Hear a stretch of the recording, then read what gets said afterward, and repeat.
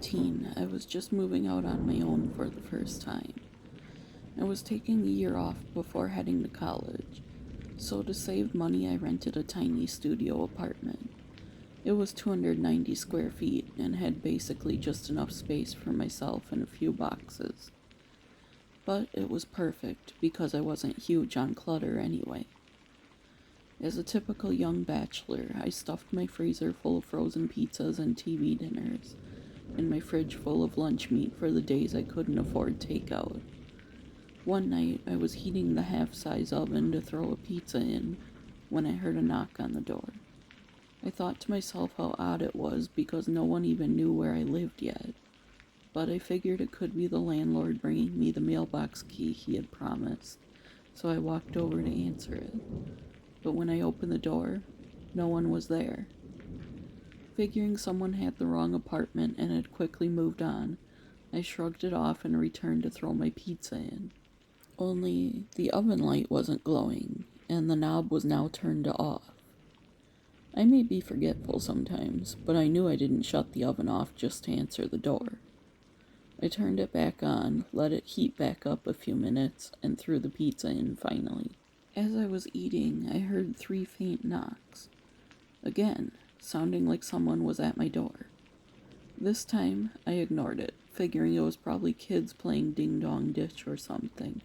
Later, I was watching TV while catching up on some work emails, when the loudest crash came from the kitchen. This time, I jumped and let out a gasp. "What now?" I said out loud. I don't know what I thought it could have been, but it wasn't that.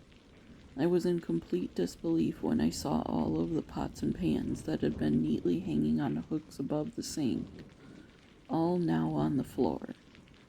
That was enough for me. I walked out of that kitchen rather quickly, grabbed a duffel bag, and packed enough for a few days. I'm not ashamed to admit that I contacted the landlord and backed out of the lease.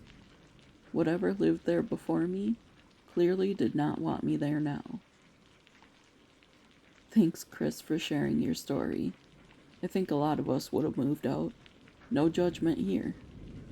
Since Chris's story was a little short, I thought I'd share an email I received from my friend Tara about her apartment, because it is similar to his experience.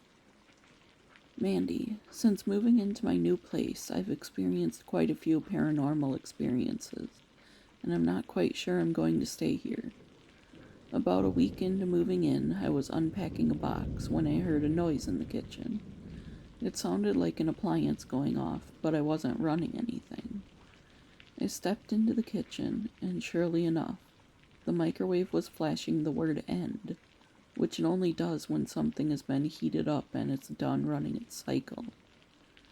Now, this place isn't brand new, so I figured it could be a short in a wire or something. But a few nights later, I finished my dishes and sat down to relax for a few minutes. I realized I forgot my phone in the kitchen, and when I went to grab it, 3 of my cabinets were wide open. I never leave cabinets open, especially 3 at a time. I didn't even open 2 of them that day to get anything out or put anything away. I've only been here about a month, and I'm not sure I want to stay. Well, friends, there you have it. 2 true paranormal stories.